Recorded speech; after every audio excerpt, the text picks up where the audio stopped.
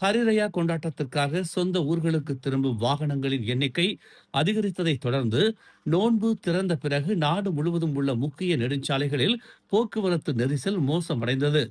Gombak சுங்கச்சாவடியில் குறிப்பிடத்தக்க நெரிசல் கண்டறியப்பட்டதாகவும் Batu Caves அருகே உள்ள டியூக் நெடுஞ்சாலை வரை வாகனங்கள் நீண்டு சென்றதாகவும் மலேசிய நெடுஞ்சாலை ஆணையமான LLM செய்தி தொடர்பாளர் ஒருவர் தெரிவித்தார். வடக்கு நோக்கிய திசையில் ரவாங் தெல்தானிலிருந்து புக்கிட் பெருந்தோங் வரையிலான போக்குவரத்து கிட்டத்தட்ட ஸ்தம்பித்ததாக அந்த செய்தி தொடர்பாளர் நேற்று இரவு கூறினார்.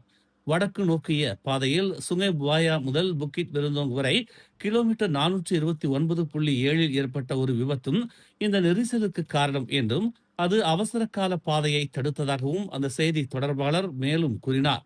இன்றும் போக்குவரத்து நெரிசல் தொடர்ந்து அதிகரிக்கும் என்று எதிர்பார்க்கப்படுவதாக LLM தெரிவித்துள்ளது. சாலை பயனாளர்கள் சலுகையாளர்களால் வழங்கப்படும் பயண நேர ஆலோசனை அட்டவணைகளின்படி தங்கள் பயணங்களை திட்டமிடவும் வாகனம் ஓட்டுவதற்கு முன்பு போதுமான ஓய்வு எடுப்பதை உறுதி செய்யவும் அறிவுறுத்தப்படுகிறார்கள் என்று செய்தி தொடர்பாளர் தெரிவித்தார். மேலும் செய்திகளை தெரிந்து கொள்ள தமிழ் மலர் இணையதளம், தமிழ் மலர் செயலி மற்றும் மலர் டிவி யூடியூப் சேனலை வலம் வாருங்கள். எங்களோடு இணைந்திருக்க மலர் டிவியை பதிவு செய்து கொள்ளுங்கள். உறவுகள் மகிழ்ந்திட விருப்பம் மற்றும் பகிர்வு சேவையை சொடுக்கிடுங்கள்.